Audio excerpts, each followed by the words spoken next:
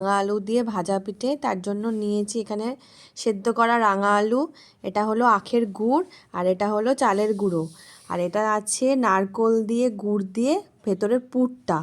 এবার আমরা কিভাবে তৈরি করছি তোমরা দেখতে থাকো। ওই মিশ্রণগুলো সব একসাথে রাঙা আলু, চালের গুঁড়ি আর গুড় দিয়ে এরকম মাখানো হলো, জাস্ট যেমন আটার ডো হয় ওরকম করে। এবার আমরা পুর ভরবো। এই যে আমাদের এখন এরকম পুর ভরা হচ্ছে, এই দেখো পুর ভরছে। তো হাতটা এগিয়ে আনো, হ্যাঁ এই দেখো।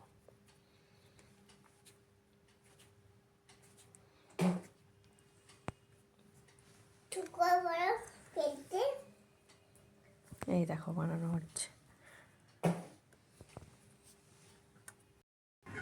এই যে ভাজা পিঠের সমস্ত রেডি করা হয়ে গেছে, এবার গরম গরম তেলে এগুলো ভাজা হবে। তোমরা দেখতে থাকো কেমন হচ্ছে।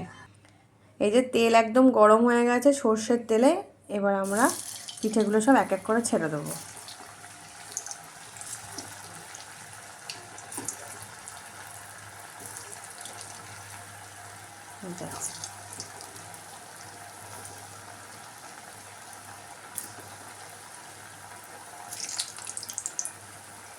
এবার ভাজা হয়ে গেলে তোমাদের দেখাচ্ছি কিভাবে তৈরি হলো। দেখো আমাদের এই ভাজা পিঠেগুলো সব ভাজা হয়ে গেছে, এবার আমরা গরম গরম তুলে নেব।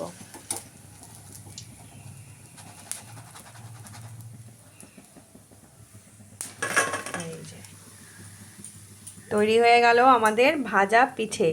তোমাদের দেখাবো ভেঙে এই জিনিসটা কেমন হয়েছে। এই দেখো বন্ধুরা, ভাজা পিঠেটা কি সুন্দর হয়েছে। এই দেখো, দেখো কি সুন্দর ভাজা পিঠেটা হয়েছে। এবার এটা গরম গরম এই গুড়ের সাথে, আহা হা।